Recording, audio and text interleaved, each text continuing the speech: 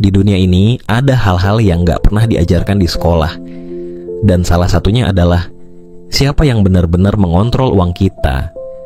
Setiap hari kalian kerja, dibayar, lalu simpan uang di bank.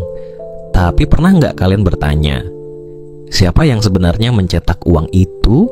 Siapa yang menentukan nilainya? Dan siapa yang mengambil keuntungan paling besar dari semua ini? Banyak orang percaya uang dikendalikan oleh pemerintah. Tapi kalau kalian telusuri lebih dalam, jawabannya justru bikin merinding. Faktanya, bahkan pemerintah pun punya utang pada sistem yang mereka sendiri nggak bisa kendalikan sepenuhnya. Sistem keuangan global itu ibarat ilusi raksasa.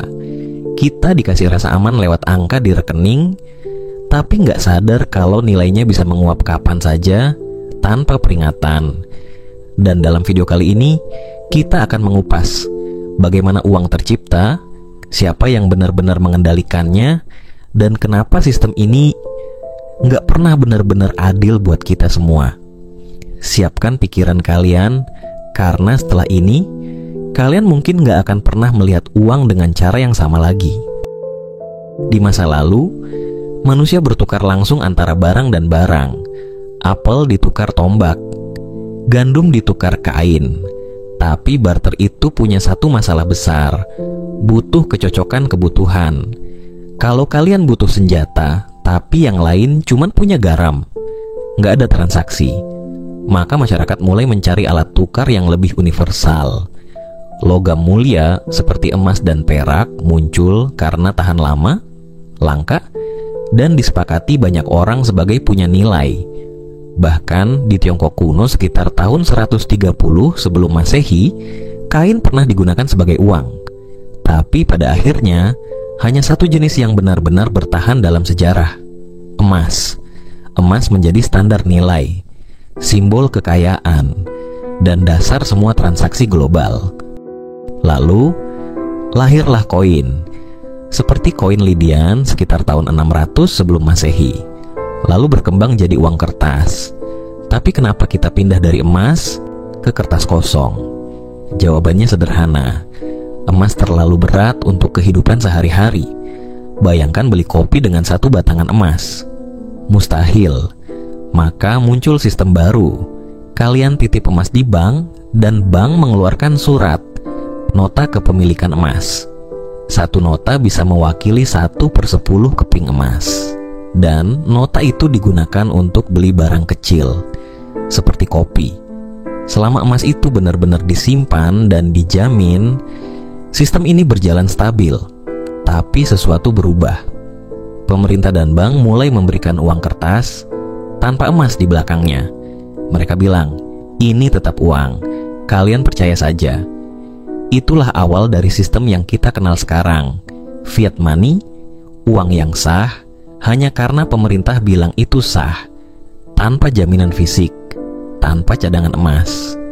Sekarang coba kalian pikir, kalau kalian bikin uang sendiri di rumah, itu dianggap pemalsuan dan bisa dipenjara.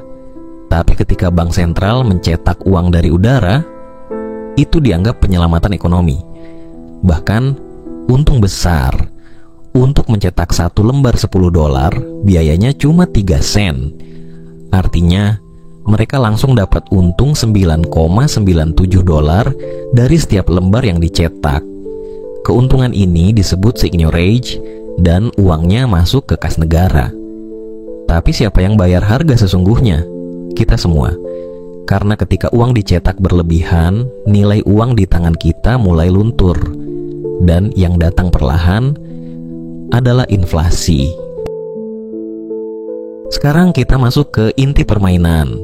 Siapa yang sebenarnya mengendalikan penciptaan uang? Jawabannya, Bank Sentral. Konsep ini pertama kali lahir tahun 1694 di Inggris. Waktu itu, negara habis-habisan perang selama puluhan tahun. Uang habis, kas kosong. Seorang bankir bernama William Paterson mengusulkan ide gila. Buat saja entitas keuangan baru, terpisah dari pemerintahan. Entitas ini bisa meminjamkan uang ke negara dengan uang yang diciptakan dari udara. Dari sanalah lahir Bank of England, dan lahir pula konsep central banking modern, sebuah lembaga yang kekuatannya melebihi politisi, bahkan negara itu sendiri. Lembaga ini bisa mencetak uang, menentukan suku bunga, dan mengontrol likuiditas ekonomi sebuah bangsa. Ide ini lalu merambat ke Amerika, tapi saat itu Amerika belum punya sistem seperti Bank of England. Beberapa upaya membentuk bank sentral selalu gagal, sampai akhirnya sesuatu terjadi. November 1910, 6 tokoh finansial paling berkuasa di Amerika bertemu secara diam-diam di sebuah pulau kecil, Pulau Jekyll, Georgia.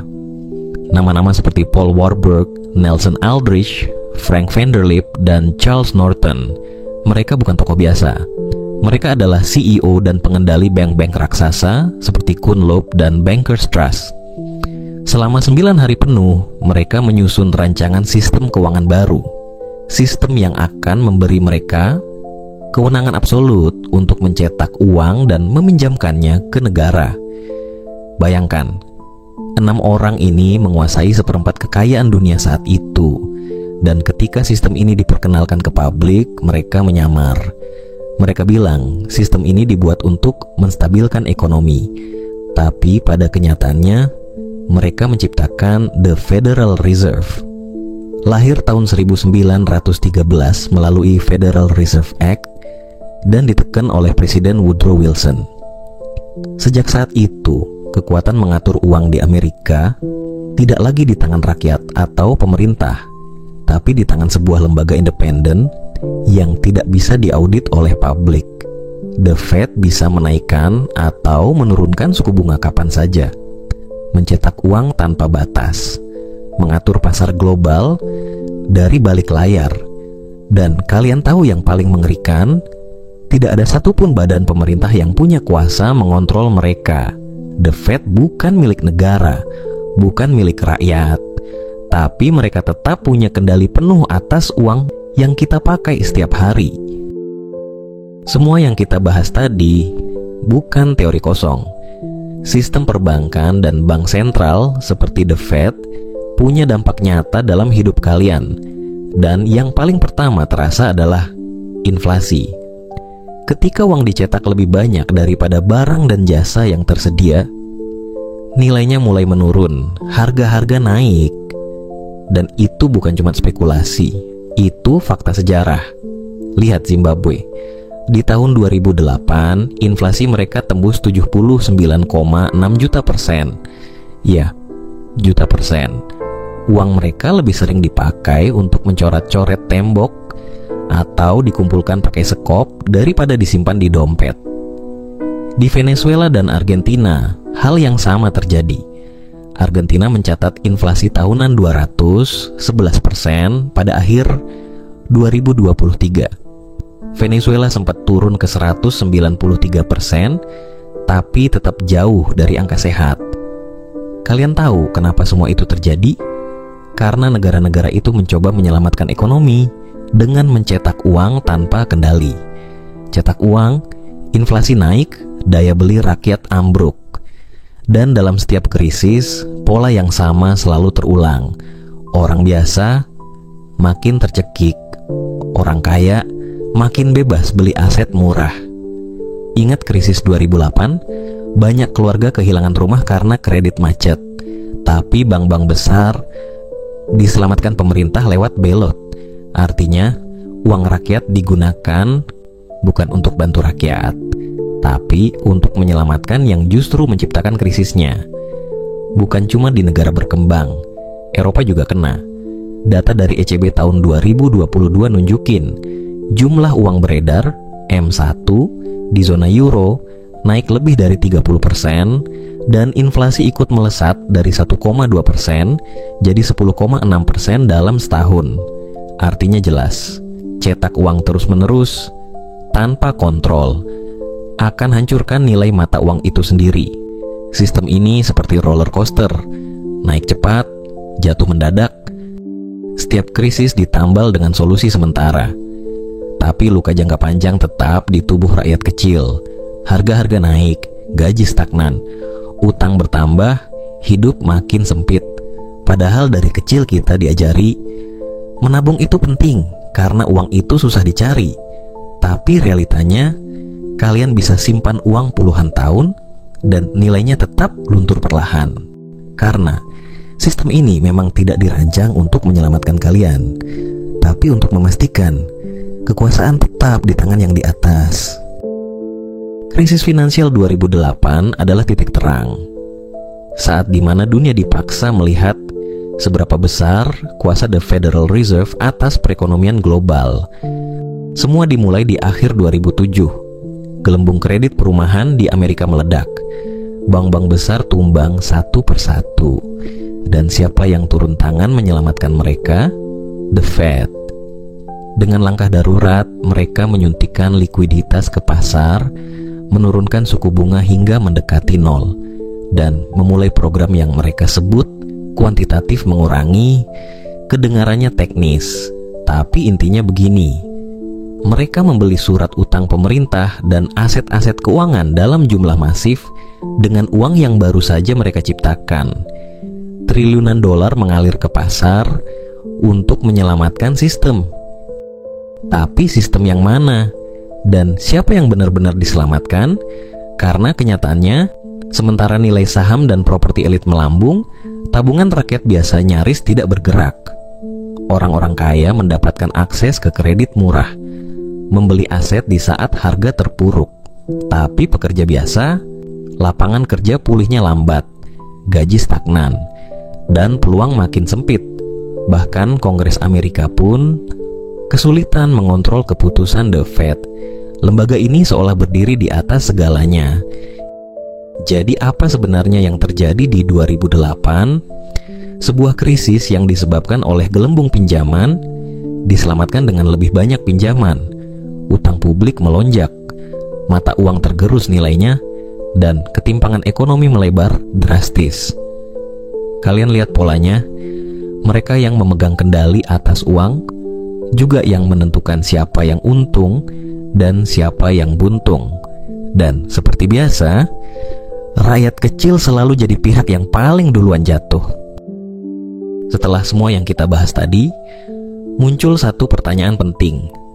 Apakah ada jalan keluar dari sistem ini? Jawabannya mungkin sudah hadir sejak tahun 2009. Sebuah kode, sebuah ide yang ditulis oleh seseorang atau sekelompok orang bernama Satoshi Nakamoto. Sampai hari ini tak ada yang tahu siapa dia. Tapi warisannya mengguncang sistem keuangan global. Nama ciptaannya Bitcoin. Sebuah mata uang digital yang tidak dikendalikan oleh negara, bank sentral, atau lembaga keuangan manapun. Bitcoin lahir sebagai sistem peer-to-peer, mata uang internet yang tersebar di jutaan komputer tanpa satupun pusat kontrol. Tapi bukan itu yang membuatnya berbahaya bagi sistem lama. Yang membuat Bitcoin dianggap sebagai perlawanan diam adalah hanya ada 21 juta koin. Titik. Tidak bisa dicetak ulang. Tidak ada The Fed, tidak ada IMF. Setiap transaksi terekam secara publik. Dan yang kalian miliki benar-benar milik kalian lewat private key. Bahkan perusahaan besar sekalipun tidak bisa menambah jumlahnya seenaknya. Bitcoin adalah mata uang yang tidak bisa dimanipulasi oleh kekuasaan. Sekarang, tahun 2025, pasar kripto dunia hampir mencapai 3,37 triliun dolar dan Bitcoin mendominasi lebih dari 60% di dalamnya. Di banyak negara, termasuk Indonesia, generasi muda mulai melek akan hal ini. Meski belum diakui sebagai alat pembayaran resmi, teknologi blockchain, kripto, dan bahkan CBDC mulai dieksplorasi. Dan di negara-negara seperti Venezuela atau Iran, Bitcoin jadi satu-satunya jalan untuk bertahan. Saat sistem keuangan lokal runtuh, rakyat menyimpan harapan mereka dalam bentuk digital. Tentu saja, kripto bukan tanpa risiko, fluktuatif, rentan disalahgunakan, dan belum ada regulator kuat. Tapi satu hal yang pasti, Bitcoin membuktikan bahwa kita tidak harus tunduk selamanya. bahwa nilai uang bisa ditentukan oleh kita sendiri, bukan oleh janji kosong di balik selembar kertas, tapi oleh teknologi, matematika, dan kepercayaan publik yang tidak bisa dimanipulasi oleh segelintir elit. Dari sistem barter, emas, sampai fiat modern, perjalanan uang terus berubah. Tapi satu hal tetap sama. Kekuasaannya tidak pernah benar-benar di tangan rakyat, the Fed bank-bank sentral. Mereka punya kuasa mencetak uang, menaikkan atau menurunkan nilainya, bahkan menentukan siapa yang bisa kaya dan siapa yang akan jatuh. Kita hidup di dunia di mana angka di rekening bisa berarti segalanya, tapi juga bisa hilang tanpa peringatan. Tapi kalian juga perlu tahu, kita nggak harus terjebak selamanya. Teknologi seperti Bitcoin, kripto, dan sistem keuangan terdesentralisasi memberi kita jalan alternatif. Jalan di mana nilai uang tidak dikendalikan dari atas, tapi ditentukan bersama. Ini bukan sekadar kode digital, ini adalah pemikiran baru tentang kedaulatan finansial. Sekarang, saatnya kalian bertanya, selama ini kalian berperan sebagai apa? Penonton pasif atau generasi yang mulai berpikir kritis terhadap sistem? Jangan biarkan diri kalian terus berada di kegelapan. Henry Ford sudah bilang, begitu masyarakat paham cara kerja sistem perbankan modern, revolusi akan terjadi. Dan mungkin revolusi itu bukan soal senjata, tapi soal kesadaran, soal keberanian buat berpikir dan mempertanyakan apa yang dianggap biasa selama ini. Kalau kalian ngerasa video ini membuka sudut pandang baru, bantu sebarin. Share ke orang-orang yang kalian sayangi. Tulis pendapat kalian di komentar. Apakah uang benar-benar milik kita? Atau cuma ilusi yang dikendalikan segelintir elit? Sampai jumpa di video berikutnya. Dan ingat, kita mungkin tidak bisa mengubah sistem global dalam semalam. Tapi kita bisa mulai dengan satu hal, kesadaran. Dan dari kesadaran itu lahir perubahan.